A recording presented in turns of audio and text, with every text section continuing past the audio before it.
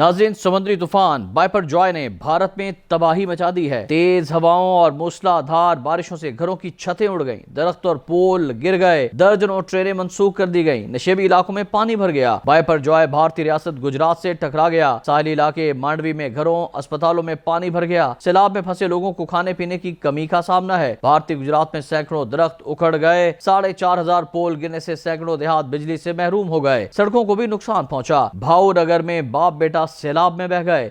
Indian Gujarat में 100 के करीब ट्रेनें 18 जून तक मंसूख कर दी गई हैं। अब बाइपरजॉय ने राजस्थान की तरफ रुख कर लिया है। रियासत राजस्थान में तूफान और बारिशों से तबाही का रेड अलर्ट जारी कर दिया गया है।